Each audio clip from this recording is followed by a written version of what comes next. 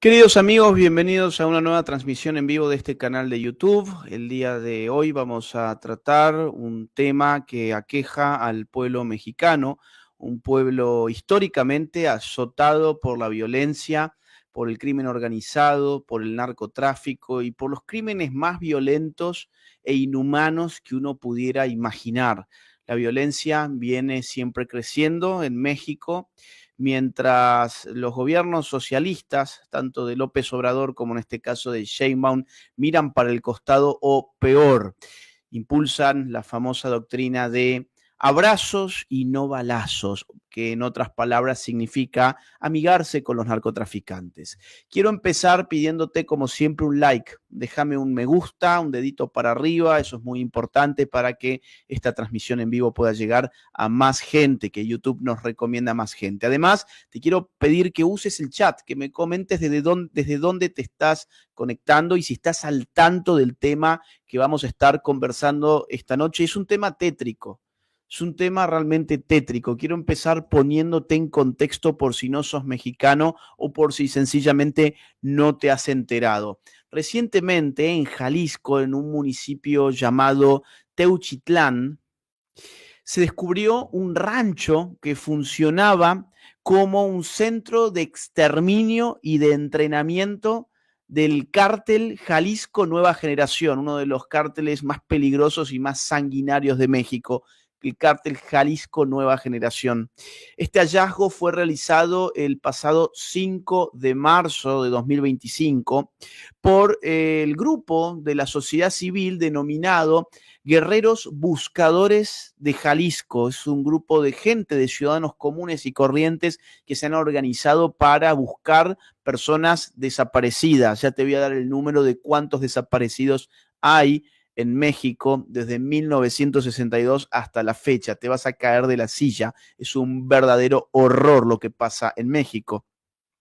En el lugar, en este rancho conocido como Rancho Izaguirre, se encontraron cientos de prendas de vestir, se encontraron además cerca de 200 pares de zapatos, 3 crematorios improvisados con restos óseos calcinados, o sea, espacios en el rancho que estaban destinados a incendiar, a reducir a cenizas los cuerpos de las víctimas que los narcotraficantes y los criminales tenían allí. Y además encontraron notas con apodos, con sobrenombres de personas que estuvieron allí y que, dado que lo que hay es un apodo y no un nombre, esto ha dificultado todavía más la identificación de las personas responsables y de las víctimas también.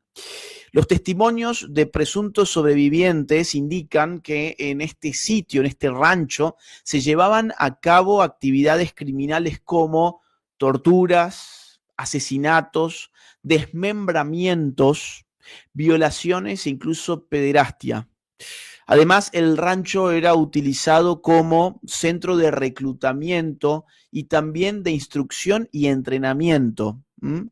Iban instructores que enseñaban a los reclutas del cártel a usar armas de fuego y también a torturar seres humanos.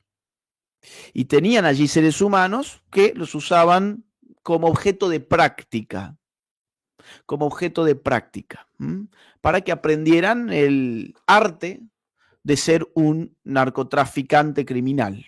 Bien. Ahí estamos viendo algunas de las fotos. Ponelo en pantalla grande, por favor. Ponelo como presentación de la diapositiva, para que no se vea el contexto del PowerPoint. Eh, bien. Entonces, a ver, este descubrimiento ha generado indignación y preocupación tanto a nivel nacional como internacional, evidenciando la grave crisis de desapariciones que enfrenta México. México tiene más de 125,000 desaparecidos desde 1962 hasta la fecha. Un dato que realmente eriza la piel, que duele. El rancho fue descubierto no por policías ni militares, sino por ciudadanos comunes y corrientes. Esta imagen, la de ciudadanos descubriendo ciudadanos normales, autoorganizados, logrando lo que la policía, los militares y sus jefes, los políticos, no logran. Esta imagen, digo, pone de manifiesto una realidad cada día más difícil de disimular. Y es que si México vive el reinado del crimen organizado, eso es precisamente porque el crimen organizado maneja la política. Te lo repito, si México vive el reinado del crimen organizado, eso es porque el crimen organizado maneja la política. De otra manera, no tiene los recursos suficientes como para aplastar a cualquier organización irregular, criminal, que surja en el seno de su sociedad civil. Bukele, El Salvador, la experiencia de El Salvador, es un caso testigo de ello, que cuando hay voluntad política, esto se soluciona relativamente rápido. Cuando el crimen organizado está enquistado en el aparato estatal, esto no se resuelve nunca más. Este tema, por lo tanto, tiene un costado político innegable del que vamos a comentar en la primera parte de este vivo. Pero por otro lado, este tema tiene también un costado espiritual del que no solemos hablar en este canal, porque no es un canal ni de religión, ni de temas espirituales, pero en esta oportunidad quise abrir ese tema.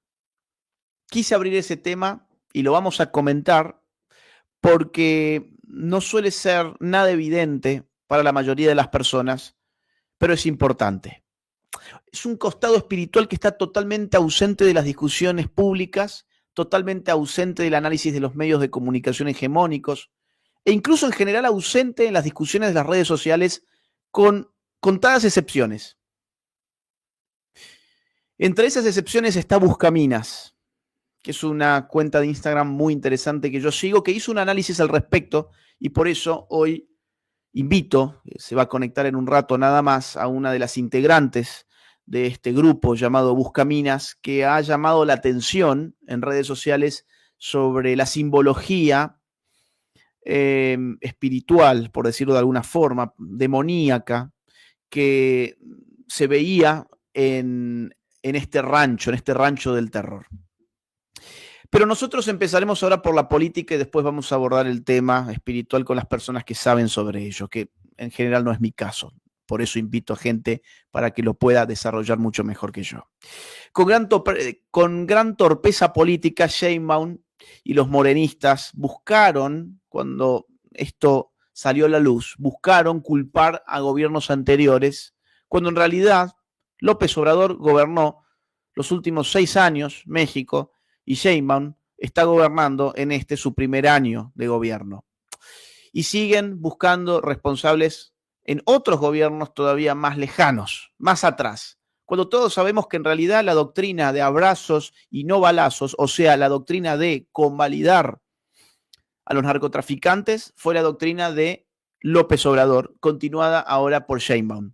El tema ha escalado tanto que incluso un famoso youtuber, seguramente ustedes lo conocen de nombre, Luisito Comunica, mexicano, por cierto, hizo un video que quiero que veamos. Dani, por favor, proyectemos un video de Luisito Comunica y le pido a la gente que nos ayude con likes y que nos comente además desde dónde están viendo esta transmisión en vivo para que más gente pueda sumarse. Tenemos ahí a Luisito Comunica. Ponele play, por favor.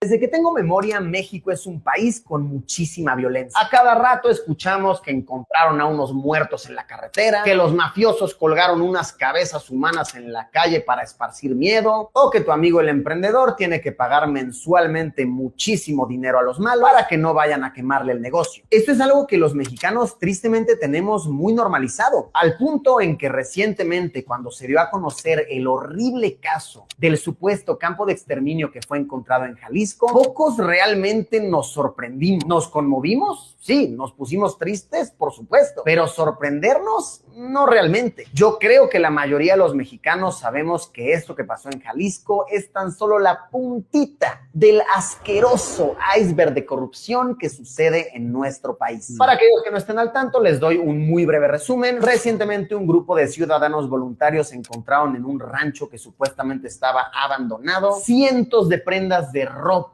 se habla de más de 200 pares de zapatos, pertenencias y demás evidencias. Todo apunta a que este sitio era un campo al cual los grupos criminales llevaban a personas que secuestraban para entrenarlos en contra de su voluntad y convertirlos en sicarios o bien traficantes, abusar de ellos y después asesinarlos. Y como les digo, esto fue encontrado por un grupo de ciudadanos, ni siquiera por la policía, por el ejército. Tuvieron que ir ciudadanos a meter las narices para que esta coladera se destapara. Hace unos días le preguntaron a la presidenta sobre esto, qué era, qué nos podía explicar, y su respuesta, por supuesto, fue la que muchos esperábamos. No, es que todavía no hay información confirmada y es que eso seguramente es de los presidentes pasados, y se puso a decir nombres de otros políticos y esto no es mi culpa, y así se lava las manos. Yo sé que por decir esto la mitad de los comentarios en este video van a ser: ay, Luisito vendido, te está pagando un partido político para que digas esto. Y es que no, tristemente son todos los presidentes que hemos tenido, todos son la misma basura, porque ojalá que esto de Jalisco fuera lo único que está pasando en México, pero no, esto se escucha en todos lados y a cada rato. El más claro ejemplo, nuestros hermanos de Culiacán, Sinaloa, llevan meses viviendo una tremenda ola de violencia. El año pasado salió un ranking de las 10 ciudades más peligrosas de todo el mundo y 5 de ellas eran de México, la mitad. Y a ver, quiero aclarar algo importante. Yo amo México, yo amo ser mexicano, me siento orgullosísimo de haber nacido en estas tierras y amo vivir aquí, pero me llena de miedo y me rompe el corazón pensar que nuestra realidad siempre va a ser la misma. Es desgarrador y duele pensar que estamos viviendo en un estado de repetición.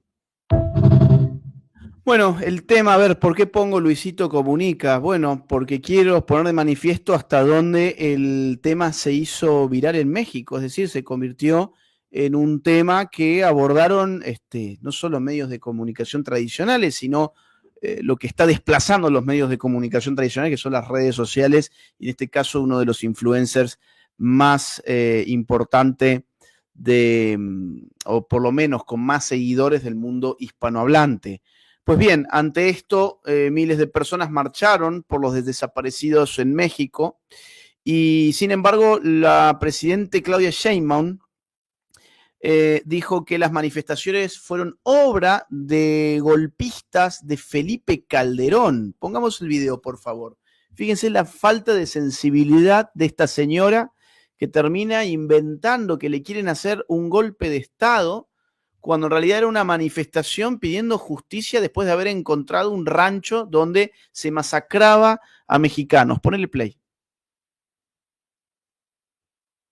Ahora resulta que están dolidos por la situación de desaparición. Eso fue lo primero que dijo la presidenta después de una marcha por los desaparecidos en México a raíz del campo de exterminio en Teuchitlán, Jalisco. Y esto fue lo que subió el mismo fin de semana que estábamos en luto nacional por ello. Hoy, durante la mañanera, la presidenta habló sobre la marcha, asegurando que quienes golpearon las puertas del Palacio Nacional no eran padres o madres buscadoras, sino golpistas de Felipe Calderón.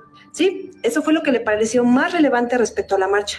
¿Es neta? ¿Si hay que soltar a los gobiernos anteriores o lo dice cuando conviene? Digo, porque cuando señalaron a AMLO por esto, esta fue su respuesta. Narcopresidente AMLO, ya déjenlo en paz. Pareciera que esta falta de tacto y sentido común es una orden de Morena, pues esto fue lo que dijo el presidente del Senado al respecto. Son presunciones. Hay 200 zapatos ahí, sí, pero ¿quién dice que esos zapatos son de personas desaparecidas? Después salió a quejarse en redes sociales, pues dijo que esa había sido una declaración en una charla de más de 2 horas. Y yo no sé tú, pero así yo hablara de este tema días enteros, jamás daría una declaración así. Yo digo que si todos los gobiernos se van a lavar las manos de las barbaridades que suceden durante su administración, diciendo que es culpa de alguien más, ¿cuál es el punto de que nos gobiernen? ¿Tú qué opinas? Déjame saber en comentarios y quédate que te sigo informando. Bye. Bueno, estas son algunas opiniones que han surgido en redes sociales que me parecieron interesantes. Un horror la manera en que Sheinbaum abordó este asunto, lavándose las manos, hablando de gobiernos anteriores, cuando en realidad el gobierno anterior es el de López Obrador. O sea, gobierno que la llevó a ella al poder y que tuvo una doctrina muy laxa con el narcotráfico, doctrina que ella ha heredado tal y cómo López Obrador la implementaba, o sea, dándose abrazos en lugar de balazos con los narcotraficantes, ¿de acuerdo? Ahora, quien salió a hablar al respecto fue Nayib Bukele. La cosa se puso caliente en términos internacionales porque Bukele salió a desenmascarar a los políticos corruptos mexicanos vinculados al narcotráfico. Pongamos, por favor, el video de Bukele, perdón, es un posteo de Bukele, es una respuesta a un tal Freddy Oliveri que decía lo siguiente, un clásico argumento que he escuchado más de una oportunidad. Dice, ¿quién sería tan idiota como para comparar las medidas de seguridad de México con las de El Salvador? México es casi 100 veces más grande que el territorio que gobierna Bukele. Claro, entonces está diciendo que El Salvador la tuvo muy fácil porque su territorio era chiquito y que en cambio México la tiene difícil porque su territorio es muy grande. Lo cual es una idiotez total porque de la misma forma se podría decir que el Estado mexicano es mucho más poderoso que el Estado salvadoreño en todos los planos, en planos económicos, en el plano militar, en el plano de la, digamos así, de la cantidad de población. Es un estado mucho más potente, sin lugar a dudas. Y además tiene un territorio más grande, pero así fue la respuesta de Bukele. He visto muchas publicaciones como esta y la verdad no entiendo la obsesión con El Salvador, pero en todo caso, 28 de los 32 estados de México tienen una población igual o menor a la de El Salvador. ¿Por qué entonces no pueden resolver el tema de la seguridad en un solo estado con menos habitantes que El Salvador, teniendo los recursos de un país con 130 millones de habitantes? Resuelvan el tema de la seguridad en un estado primero, luego en el siguiente y así sucesivamente, hasta abarcar esos 28 estados. La verdad es una respuesta espectacular, es una respuesta clarísima.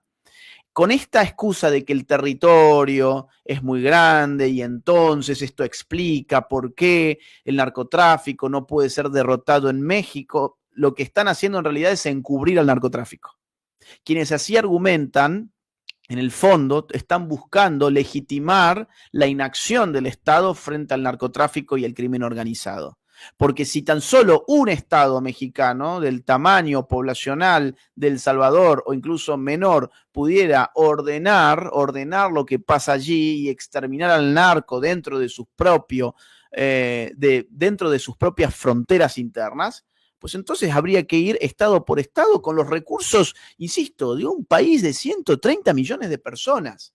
Bien, pongamos el siguiente porque la cosa se va calentando, dado que a Sheinbaum le van a preguntar en la rueda de prensa, le van a preguntar qué opina de las declaraciones de Bukele y si plantea debatir esto con Bukele. Y esto es lo que responde Sheinbaum. Vamos, play. Ya para terminar, Presidenta, perdón. ¿Qué opina respecto a que el presidente de El Salvador criticó la situación de inseguridad en México y dijo que aunque su país es mucho más grande, pues se puede contener la violencia en nuestro país estado por estado? Digo, en redes generó una alta discusión. Quisiera saber si tiene alguna respuesta al respecto. No voy a entrar en debate con Bukele, la verdad. No le conviene. Podríamos aquí hacer todo un debate de la forma en que ellos están afrontando eso. Él fue electo por su pueblo, pero al mismo tiempo pedimos respeto para México. Gracias, presidente. Respeto, siempre respeto. Es la característica de la diplomacia. Qué buena respuesta. Respeto a lo que hacemos en nuestro país. ¿Y qué hacen en su país? Y ya para ¿Qué hacen terminar. en su país? Si tienen campos de exterminio en su país, si el narcotráfico les gobierna en su país, ¿eso quieren que se respete? Qué respuesta de mierda que dio, ¿eh? Qué respuesta de mierda. Bueno, así es como le ha respondido a su vez Bukele. Dale, ponele play. Yo creo que no hay gobierno que no pueda eliminar la delincuencia. Es absurdo. El Leviatán, el Estado, siempre es más fuerte que cualquier organización criminal. Nosotros lo demostramos, era el país más inseguro del mundo y ahora es el más seguro del hemisferio. Y claro, esa organización criminal de Brasil es mucho más grande, pero también el Estado de Brasil es mucho más grande y fuerte y poderoso que la organización criminal.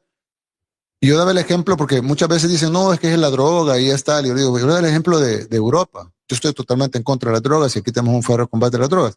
Pero en Europa hay un consumo de drogas mucho mayor que el de Latinoamérica. Muchísimo mayor. Legales e ilegales. Y no hay carteles. Habrán dealers, ¿verdad? Pero no hay carteles de la droga, no hay carteles de la droga, mucho menos controlando territorios en Europa. Y Francia va a controlar el sur de Francia, lo va a controlar un cartel, y el otro cartel el norte. Eso no pasa en Europa. ¿Por qué? Porque el Estado controla su territorio. Tendrá sus defectos el gobierno francés y tendrá sus virtudes, pero ellos controlan su territorio. Y aquí en Latinoamérica no.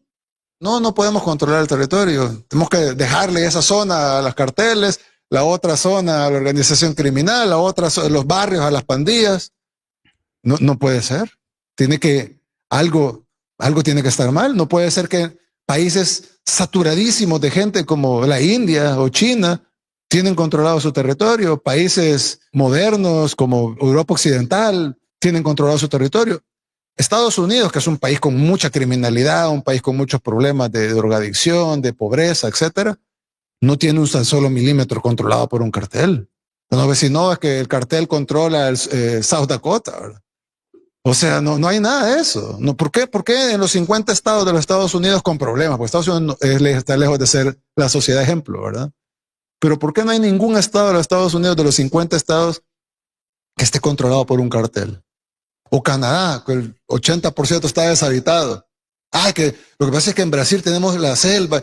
Canadá tiene territorios impenetrables. No se puede pasar, tundra y de todo. Y no hay nadie que controle un pedacito no hay una organización criminal que nosotros controlamos esta esquinita de Canadá. Sería impensable. Inmediatamente llegaría el ejército canadiense y lo sacaría de ahí. Y aquí en Latinoamérica controlan sectores grandes de México, controlan sectores grandes de Colombia, controlan sectores grandes de Brasil. ¿Cómo es posible que una organización criminal se puede agenciar un territorio entero y el gobierno no los puede sacar? Porque están en el gobierno. Por eso. Entonces, definitivamente, pero parte todo porque obviamente solucionar está la teoría y la ejecución. La ejecución tendrá sus complejidades. Pero principalmente hay que partir de la teoría, y es que no hay Estado que no pueda eliminar la delincuencia. Bueno, clarísimo. A ver, el Leviatán monopoliza el uso de la violencia física. El Leviatán, el Estado moderno, se define como el aparato de poder que monopoliza el uso de los mecanismos coercitivos en una sociedad. Por lo tanto, si aparece dentro de esa sociedad un grupo de ciudadanos que quiere organizarse para cometer delitos, el Estado está en todo su derecho y además tiene todas las capacidades materiales para destrozar a ese grupo criminal. A menos que ese grupo criminal entre en una relación simbiótica con los políticos que manejan las palancas del Estado. Palancas del Estado entre las que se cuentan las palancas de la policía, las palancas de los militares. ¿Se entiende por dónde pasa la cuestión? Si no se puede destruir a una organización de crimen organizado, valga la redundancia, lo primero que uno tiene que sospechar es que la gente que integra esa organización está coludida con los políticos que dicen que no la pueden destruir. Tenemos algo más de Bukele, creo que tenemos algo más, ¿no? A ver, pongamos, y ya nos vamos a abordar el tema de la parte de la brujería, la parte de esta cosa demoníaca que ha tenido el rancho, que han encontrado el rancho del exterminio. Creo que teníamos algo más, Dani, de Bukele. Ahí está, la defensa es, nuestros delincuentes son más poderosos, tenemos los mejores delincuentes del mundo, nadie puede contra nuestros delincuentes, desquiciados. Yo he escuchado eso también de mexicanos. La realidad es que es incomprensible. Es una lógica Parece ser que la violencia ha penetrado tanto en determinados países que se ha hecho cultura. Y como se ha hecho cultura, se hace un culto de la violencia. Entonces, hay gente que realmente piensa de esta manera. Nuestros delincuentes son los mejores del mundo. ¡Qué bueno! Tenemos algo de lo cual enorgullecernos.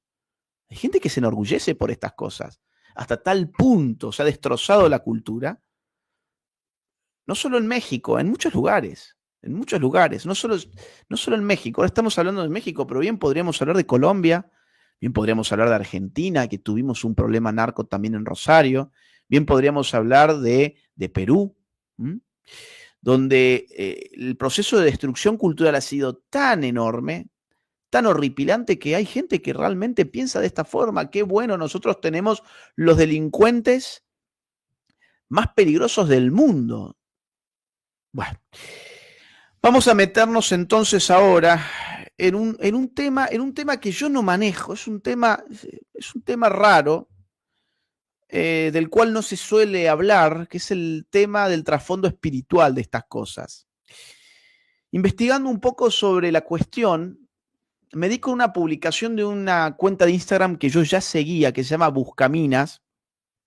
Es una cuenta que produce contenido para la formación del pensamiento crítico en redes sociales y en cursos en línea. Y vi que habían hecho una publicación remarcando en las fotografías y en las imágenes que habían trascendido del rancho del exterminio, este rancho que han encontrado el 5 de marzo en Jalisco, determinadas partes donde se veían componentes de brujería, elementos de brujería, estatuillas con, no sé cómo llamarles, si deidades seres a los cuales se les rinde cierto tributo. Y esta cuenta, Buscaminas, hizo todo un análisis que me pareció realmente muy, muy, muy interesante, porque caí en la cuenta de que teníamos frente a nuestros ojos toda una simbología espiritista, una simbología de brujería, y los medios de comunicación no abordaban el tema, no daban cuenta de ello, y incluso a mí se me podría haber pasado de largo. A cualquier persona se le podría haber pasado de largo en una sociedad post-secular. Entonces le dije a Daniela, que es la encargada de educación en Buscaminas, si estaba dispuesta a hablar. Me dijo que está dispuesta a hablar, pero que no puede mostrar la cara, así que solamente vamos a escuchar su voz, y por supuesto yo no quisiera poner en peligro a nadie. Así que le dije que sí, que su testimonio, y más que su testimonio, sus análisis son muy importantes para el tipo de mensaje que quiero difundir en este canal. Así que la tenemos a Daniela con nosotros. Hola Daniela, ¿cómo estás? Hola Agustín, qué gusto. ¿Te encontrás en México o en otro lugar? En México en este momento. En México, bueno, gracias por haber aceptado esta invitación. Encantada.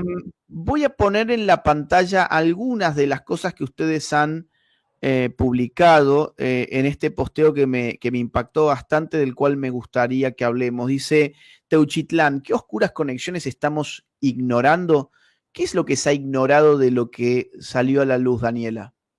Pues justamente estos elementos espirituales que bien nombras, y ya lo dijiste bien, o sea, en una sociedad posmoderna donde tendemos más al materialismo, a lo pragmático, donde hemos dejado de lado la dimensión espiritual, pues no significa que no dejemos de ser seres espirituales, ¿no? Que hacemos sentido de las cosas, de la realidad, de nuestras acciones, en una dimensión, pues podríamos llamar mítica o ritual, ¿no? Y esto lo han hablado muchos sociólogos, antropólogos, de cómo los rituales, que es algo que hemos perdido mucho, pero ayudan a hacer sentido de la vida. Y aunque nosotros a lo mejor lo tenemos hecho de lado, pues al parecer muchos de estos grupos no. Entonces es importante voltear a ver esos símbolos y qué nos pueden estar indicando sobre la problemática, porque no es solamente un tema económico, político, sino, o sea, nosotras lo nombramos frontalmente como que además de todas estas batallas, pues hay una batalla espiritual que probablemente no habíamos querido voltear a ver, porque incluso podemos ni siquiera hablar ese lenguaje, ¿no? Los rituales son prácticas sociales que generan sentimiento de pertenencia y que cohesionan a un grupo social. Hace algunos años, el filósofo surcoreano Byung-Chul Han sacó un libro justamente sobre el fin de los rituales, muy interesante, y justamente como estamos inmersos en una sociedad donde los rituales habrían acabado o habrían finalizado, bueno, tenemos al frente de nuestros ojos rituales y no los reconocemos, como en este caso. Por eso me impactó mucho esto que han hecho en Instagram. Pongamos la próxima, por favor, Daniel. ¿Cuáles son los elementos que ustedes han encontrado en las imágenes que han trascendido de este rancho de la muerte, de este rancho del horror? Pues además de estas, sí, además de esto que es evidente, ¿no? Las pertenencias, sí hay no sé, creo que son 3 slides adelante, podemos ver como una especie de altar. Hace eso. Anda guiándonos para ahí está, atrás. Una atrás. Ahí está. Ok, a ver. No, ahí se pueden ver unos figurines que a lo mejor en Latinoamérica o España no están tan familiarizados, pero es un culto que se origina en México, que se le denomina la Santa Muerte. Y es como pues es algo sincrético entre esta cultura que veneraba la muerte en los mexicas, ¿no? Los aztecas, la señora del Mictlán, se le conoce, y es como esa mezcla entre esta deidad prehispánica y lo católico, ¿no? Entonces, si ves la figurilla, pues es un esqueleto que viste una especie de manto al modo de la Virgen de Guadalupe, más o menos, pero trae una especie de hoz, pero tiene otro nombre que ahorita no me acuerdo. Sí, pues, guadaña. Esa mera. Y bueno, guadaña. Entonces así se ve. Y entonces en barrios muy populares, donde hay mucha delincuencia, históricamente en Tepito fue donde apareció uno de los primeros altares, ¿no? Que es un barrio de clase trabajadora, donde se comercia todo tipo de cosas. Ahí, o sea, ¿no? Tiene fama de lo que quieras encontrar ahí, desde un riñón hasta un CD quemado, ahí lo puedes encontrar. Entonces, pues bueno, es importante como ver esta parte de por qué la gente se empieza a ir a la Santa Muerte, muchas veces sin saber bien, ¿no? Pero se da como en grupos como que habitan más en la marginalidad. Entonces es una deidad como que más marginal, entonces a lo mejor personas que tienen contacto con la violencia constantemente, con la muerte como parte de su día a día, pues encuentran sentido en esta figura que no es la hegemónica del catolicismo, donde hay bien y mal, donde hay un camino a seguir, pues esto es como más neutral, ¿no? O sea, no hay bien ni mal, no juzga, pero te protege ante estas situaciones. Entonces, si bien puede haber gente que se diga católica y tenga cierta veneración o un altarcito, no quiere decir que todo el mundo que se adhiera a esto es criminal, por supuesto que no, pero sí empieza a llamar la atención cómo en muchos contextos del crimen organizado aparecen estas simbologías, ¿no? Desde políticos como, más adelante también sale un ejemplo de una nota, tenemos un político en México que es un exfutbolista que se llama Cuauhtémoc Blanco, y al como catear un lugar de uno de sus colaboradores que se llamaba Dionisio Emanuel Álvarez Anonales, un ex colaborador de este político, lo buscaban por corrupción y al catear su casa en Cuernavaca se encuentran con una especie de altar santero con machetes, cráneos y sangre, ¿no? Podemos ver como este tipo de cosas también, o en el sur de México, en Veracruz, hay un pueblo que se llama Catemaco, que es conocidísimo por la brujería y la santería. Y esto lo pueden buscar en internet si se quieren documentar más, porque además genera mucho morbo para muchos. Pero a lo que voy es un lenguaje espiritual ritualizado que tiene cierto sentido, ¿no? Y ahí van, o sea, es conocido que van muchos políticos y piden asistencia en este tipo de cosas. Entonces es como, realmente estamos solamente ante una lucha de poder político, o hay algo más a lo que estas personas se adhieren para hacer sentido, ¿no? Tengo varias inquietudes. Por ejemplo, ¿a qué van los políticos? ¿A que un brujo intermedie para solucionarle algún problema? para garantizarle algún tipo de ayuda para su carrera política? ¿Se ven con un santero o ellos mismos hacen algún sacrificio? ¿Cómo se lleva adelante, digamos, este aterrizaje de la política en este tipo de espacios? Pues sí, o sea, es como un auxilio espiritual, ¿no? O sea, como pedir ayuda, o sea, históricamente en lo prehispánico, nuestra cultura prehispánica, obviamente cultura a la muerte pues tenía varios sentidos, ¿no? Desde darle pues un acercamiento a la trascendencia después de la muerte, o sea, hay muchas cosas, pero una de ellas también era el control político y la cohesión social, ¿no? De por qué se hacían sacrificios humanos. A ver, una cosa es muchos de estos rituales requieren de sacrificios humanos, ¿no? Entonces, funcionaban como un mecanismo de poder, ¿no? O sea, intimidar al enemigo, integrar a los pueblos conquistados, como un poquito mitigar las tensiones internas. Entonces, pues eso, o sea, creo que dentro de estos seres espirituales que somos, algunos no acuden a nadie, pero acuden a sí mismos, otros acuden al tarot, otros acuden al budismo, pues y no sé, por alguna razón, yo creo que tiene que ver un poco con herencia cultural e histórica y por lo mismo de que la Santa Muerte, aunque los brujos de Catemaco podrían tener su propia espiritualidad, pero son espiritualidades marginales, me explico, que no demandan un ordenamiento a una serie de reglas como el catolicismo, que es lo que nos ha también formado como culturas hispanas, ¿no? Entonces, no tiene ninguna consecuencia sobre la formación de la moral, por ejemplo.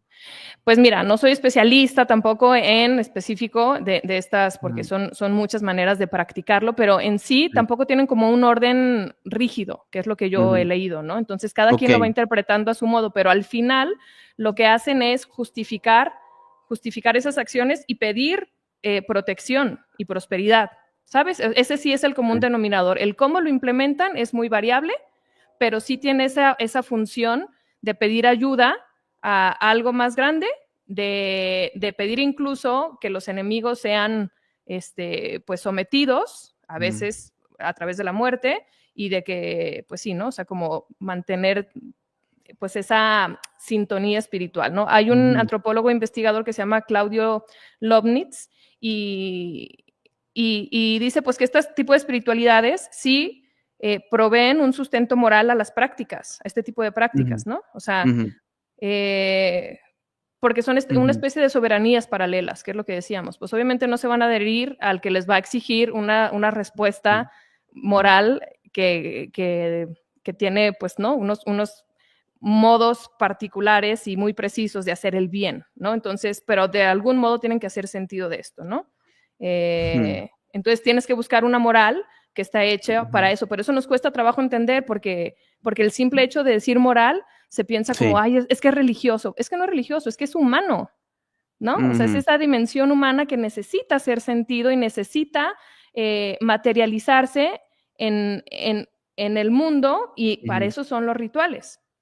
Entonces, bueno, no sé si hasta aquí. Sí, yo tengo alguna pregunta más. Volvamos a la que se ve hacia atrás, por favor, el altar en cuestión. Esto fue encontrado entonces en el rancho donde asesinaban, desmembraban, violaban, torturaban a personas que entiendo que el número todavía no se conoce, pero hasta donde escuché han encontrado más de 200 pares de zapatos, con lo cual se puede prever la cantidad de gente que ha sido destrozada literalmente en este sitio. Ahora, la pregunta es, ¿todas esas estatuillas son de San la Muerte o Santa la Muerte? ¿Cómo se dice? La Santa Muerte. La Santa Muerte, la Santa Muerte.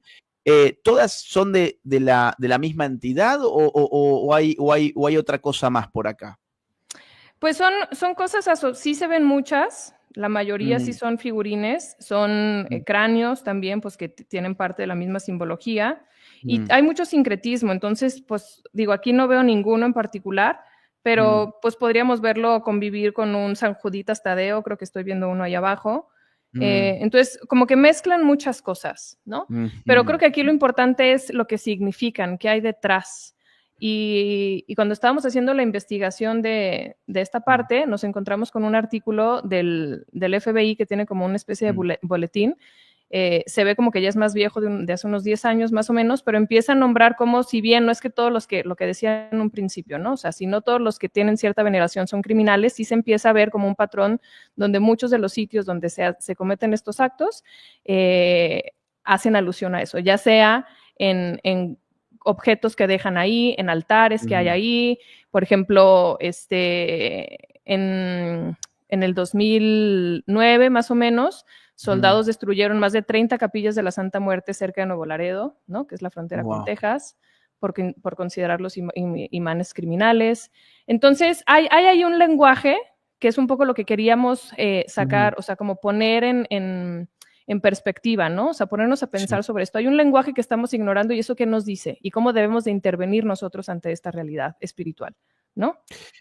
¿Vos crees que, a ver, por un lado me decís que se le pide protección, ¿no? O sea, la idea es, trabajo con la muerte y en algún momento me puede tocar a mí ser asesinado, por lo tanto se venera a este tipo de entidades, supongo que pidiendo que la muerte, que la Santa Muerte le proteja de la muerte, ¿no?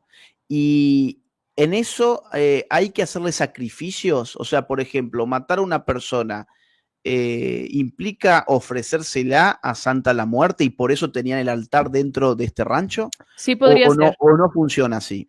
Podría ser, o sea, podría ser. Como decíamos, o sea, hay muchas formas de manifestarle veneración, pero, por ejemplo, este artículo de la página del FBI sí decía que hay algunos que se catalogan distinto, ¿no? O sea, es como muertes rituales, ¿no? O sea, donde ya hay elementos que indican que había elementos rituales o de ofrenda hacia algo, ¿no? Que ya tiene que ver con la manera en la que asesinan, a quién asesinan, o sea, ahí empieza a haber presencia a lo mejor de bebés o el corazón o cosas así, ¿no?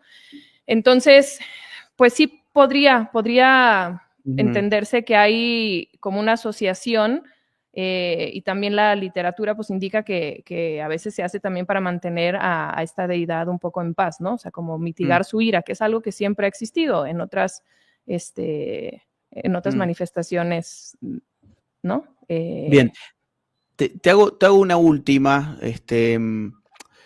Lo hemos abordado esto desde el ámbito antropológico y desde el ámbito sociológico. Ahora, desde el punto de vista teológico, no sé si vos tenés alguna opinión al respecto, pero ¿a quién crees que realmente están convocando allí? ¿A quién están invocando? ¿A quién están haciendo parte de eso? Pues mira, sin duda a fuerzas espirituales, ¿no? Entonces, si tenemos o sea, creo que en la mayoría de las creencias espirituales existe este dualismo de lo bueno y lo malo, ¿no? Entonces, estamos apelando a una de esas dos, yo pensaría. Bien, entonces, creo que analizando cómo se dan los hechos y cómo se dan las ofrendas y cómo se da el modo de vida, pues no es difícil como deducir a cuál de las dos fuerzas se está apelando, ¿no? Y aquí hay algo bien interesante, perdón, no te quiero interrumpir. ¿Quieres decir algo? No, adelante. Luego tengo una consulta que hace alguien que nos está mirando en este momento, sí. Ok. Aquí nos gusta mucho el pensamiento de René Girard, que es un filósofo que seguramente conoces. Para quien no lo conozca, es un francés que desarrolló mucho el deseo mimético y la violencia colectiva y el chivo expiatorio. Y entonces, o sea, él explica cómo pues las civilizaciones se ordenan en este movimiento del caos y del orden, ¿no? Y entonces, históricamente, a donde volteemos a ver, siempre hay como una violencia contenida que se pues cataliza mediante la figura del chivo expiatorio. Entonces, también podríamos ver esto aquí, ¿no? O sea, como es tanto caos que hay que ordenarlo a través de chivos expiatorios y así se descargan las tensiones colectivas sobre una víctima inocente cuyo sacrificio parecería restaurar la paz. Entonces, a lo mejor estos grupos pues parecerían, ¿no? Como buscar este sentido de estabilidad dentro de su orden paralelo a través de estas cosas. Y bueno, entonces él mismo también dice, o sea, ahí es donde ya podemos empezar a hablar como de teologías que se contraponen, ¿no? O sea, el sacrificio, por ejemplo, de Cristo, que también dentro del cristianismo, que es la religión que nos nutre como latinos, pues desmantela ese mecanismo. Entonces creo que es importante como ver esa polaridad, ¿no? O sea, en la muerte de Jesús, aunque hay una víctima que restaura la paz, aquí la diferencia es que la víctima inocente no justifica la violencia, sino que la revela como injusta, ¿no? O sea, entonces nos pone de cara esa injusticia y no muere para perpetuar ese ciclo de sacrificio, de caos y de orden, sino para interrumpirlo. Y entonces ahí es donde se reordena toda una teología distinta que no avala el sacrificio, sino, ¿sabes? O sea, es como, es la entrega. Son dos teologías completamente distintas. Opuestas, además. Ajá. Acá hay alguien que pregunta si conoces el caso de Sara Alderete, la narcosanta. La narcosatánica. La narcosatánica, perdón. Sí, fue un caso muy mediático en los 80, si mal no me acuerdo. No tengo demasiado conocimiento más que lo que la cultura popular me ha heredado, pero sí, claro que la conozco como mexicana, pues porque aquí se dio. La última mía, perdón, pues yo sé que ya te dije esta es la última, pero es un tema, digamos, que realmente genera muchas inquietudes. ¿Esto es una excepción? Es decir, ¿esto es algo propio de este cártel en particular? ¿O dirías que esto probablemente toca a todos los grupos o a la mayoría de los grupos del crimen organizado? Mira, de lo que hemos estudiado, o sea, parece haber suficiente evidencia para que sea un asunto a atender, ¿no? O sea, no es exclusivo de quienes perpetraron el rancho Izaguirre, pero pues tampoco quiere decir que todo mundo que delinca o que esté involucrado en el narco tenga esa vocación, ¿me explico? Pero empieza a haber evidencia que ya va, o sea, habla de que hay que mirar este asunto, ¿no? Bien. ¿Cómo pueden seguir a Buscaminas? En Instagram somos .buscaminas. Tenemos un podcast también, Buscaminas. Y ya está. Somos .buscaminas ahí por Instagram y el podcast, ¿en dónde es? En Spotify y en las plataformas de streaming como Buscaminas. Gracias. Bueno, excelente. Gracias, Daniela, por tu tiempo. Gracias por lo que a hacen. ti, gracias a tu audiencia. Un gran abrazo. Abrazos, adiós. Bye. Gracias por todo. Chao. Bueno, listo. Muy interesante, muy interesante. Tenemos más información. Tenemos algún video de Sheinbaum iniciando su mandato con un ritual de brujería. La política está muy, muy metida con estas cosas también. Yo recuerdo, por ejemplo, en Colombia la campaña de Petro llena de este tipo de cosas. Este fue la asunción de Sheinbaum. Esta fue la asunción de Sheinbaum.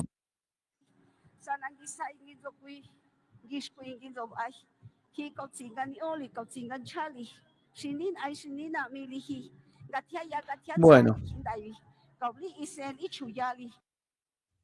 En el caso también, cuando en Argentina, por ejemplo, se estaba tratando de legalizar el aborto, también se viralizaron videos de gente haciendo este tipo de cosas, vinculados a grupos feministas, por ejemplo. Bueno, ahí está. Esto fue la asunción, la cantidad de rituales.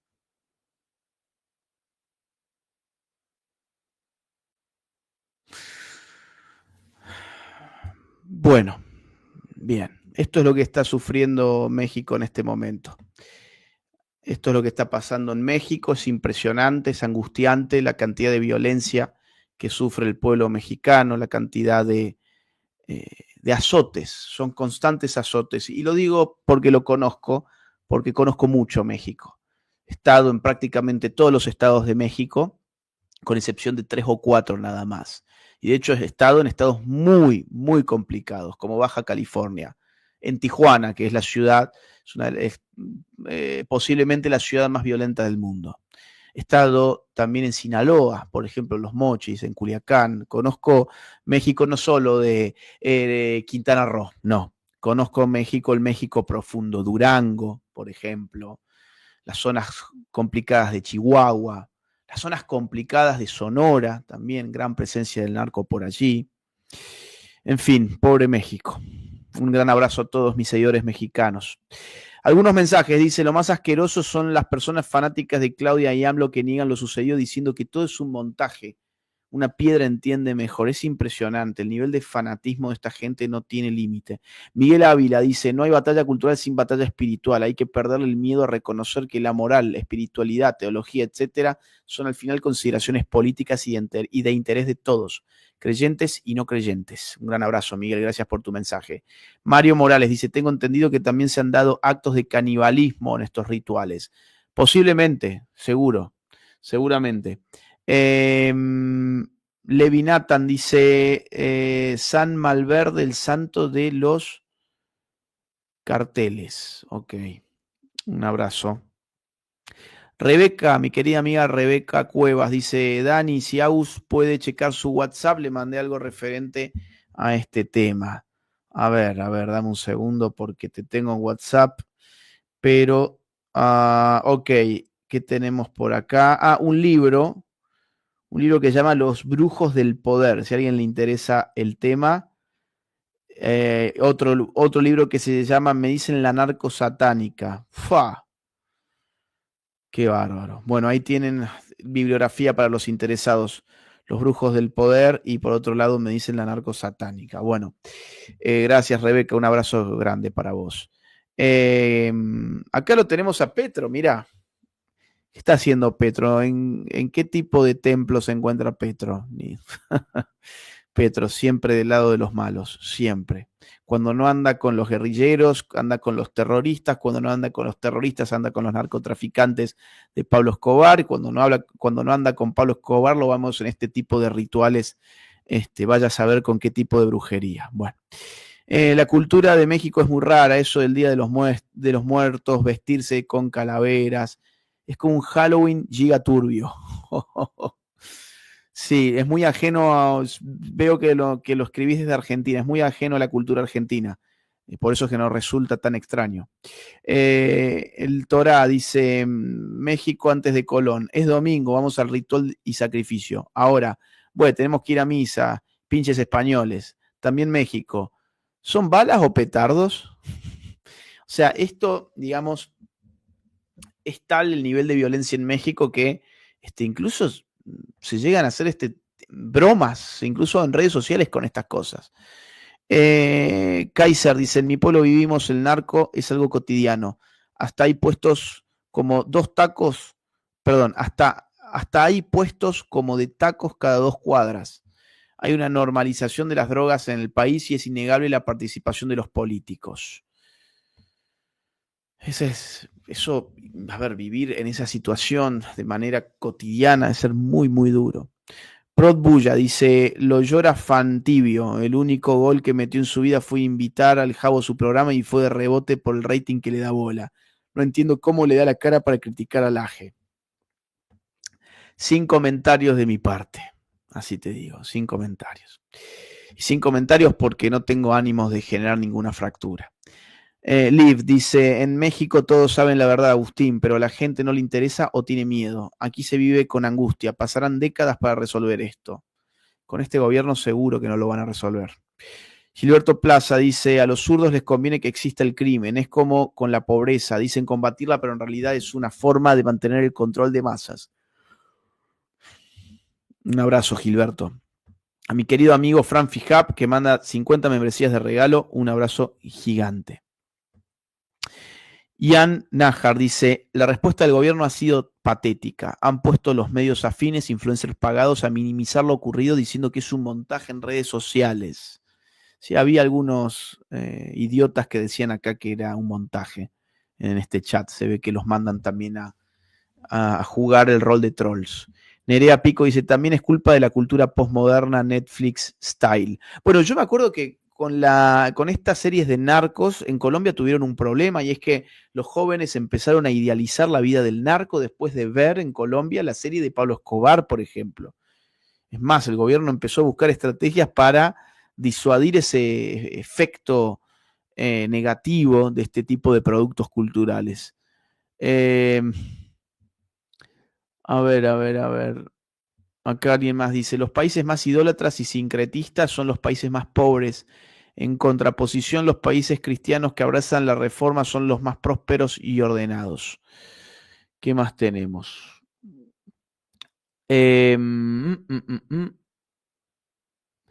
Uno más. Lautaro dice, Agus, gracias por el video de ayer. Estamos en el mejor momento histórico del país. Reconozco mucho tu esfuerzo y el de Javier durante los últimos 10 años.